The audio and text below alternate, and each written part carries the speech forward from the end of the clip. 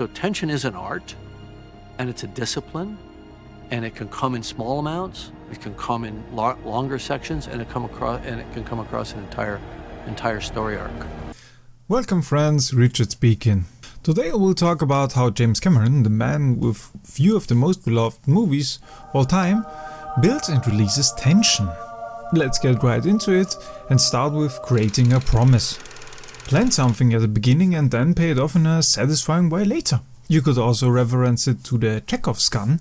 If it's not going to be fired, it shouldn't be hanging there.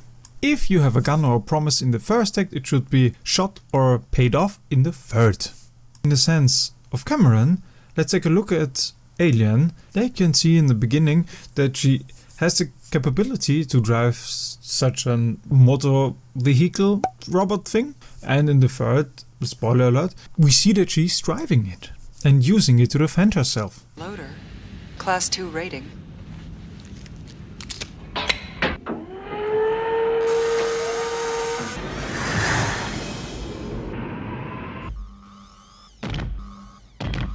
Get away from her, you... So this game of planting and paying is going to continue through the whole movie till the end, or should at least. The plant might be something that only the audience knows and that the characters maybe needs or wants, but can't express it and doesn't know at the moment. And as a viewer you should feel like the wish you could just walk up to the screen, get into the movie and just shake the bastard protagonist some senses into him or help him. You know, you want to create that tension. You want to create that sense of wanting to be involved and playing and participating actively in the movie.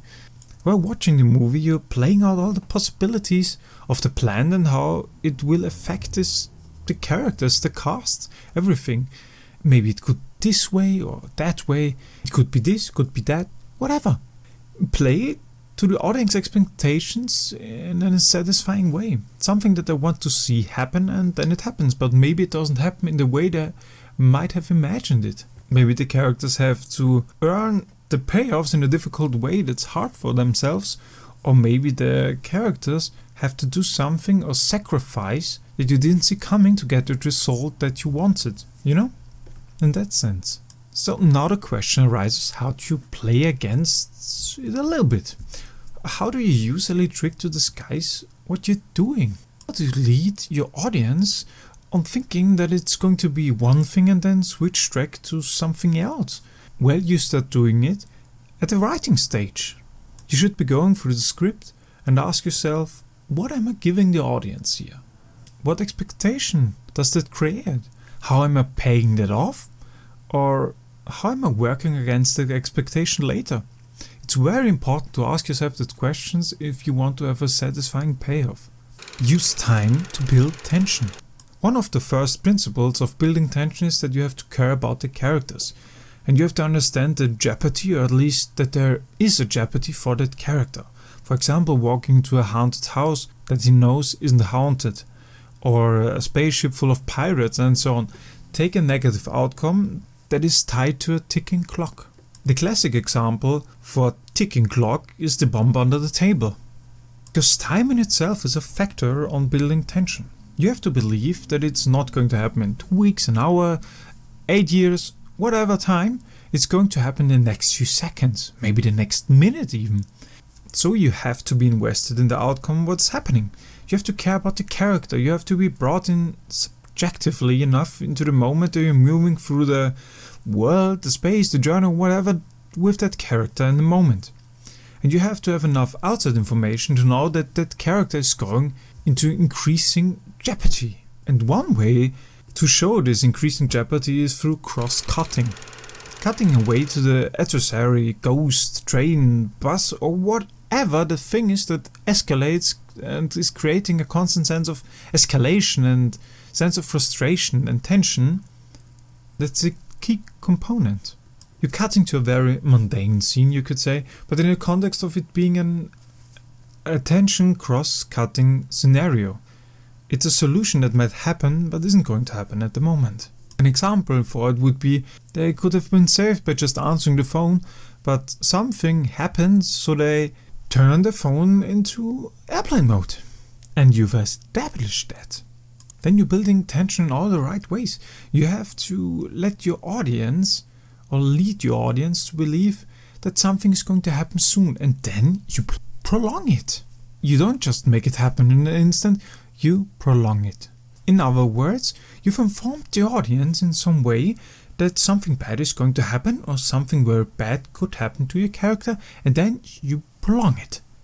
So you've told them to be in a state, and then you suspend that state and then hold them in that said state, so that they don't feel like it's getting just snatched away from them before they had the chance to experience and feel it.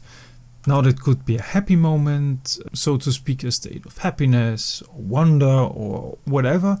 You don't want to give them a little taste of wonder and then take it brutally away. You monster! In short, there's a prolongation of tension, and that's usually done with cross-cutting two narratives that you feel are converging to each other. I mean, there are entire films that build tension across the arc of the movie, or there are films that build tension across an entire act of the movie. Let's say, for example, Titanic. In Titanic, the tension slowly builds over time. In the first act, for example, they got the iceberg warning. The captain puts the warning in his pocket and doesn't do nothing. Tells them just to speed up, it's none of any concern. Oh, not to worry. Quite normal for this time of year. In fact, we're speeding up. I've just ordered the last boilers lit. And it's like, well, we as the audience question ourselves for a minute, there is an iceberg ahead, isn't there? So, in that example, the tension is built at a relatively soft or mild level. But once they hit the iceberg, now the tension gets real for our main characters. Who's going to get off? How are they going to be saved? Will they survive? What are the obstacles that are going to be in their path? So bad stuff is coming, and we move relentlessly toward that. And if we do it right, we even, release the tension for a little while. For example, the moment where Rose gets in the lifeboat, it's a moment of relief but also sadness for her, but at least she's going to get away. Then, in the next moment, she jumps back onto the ship. Now you've just ratcheted up again. But now it's important to understand the sort of this meta tension, I guess, that can rise across an entire section of a movie until it has some kind of cathartic or pivotal ending. In that case, the ship plunges. Take the scene on the raft, for example. And Jack dies. And after that you get some kind of series of scenes and so on that resolve the film emotionally and thematically. And the tension is released at this point. That's it for now. Thank you for listening, and if you have any feedback or something else you want to say, leave a comment please, and have a wonderful day. Bye!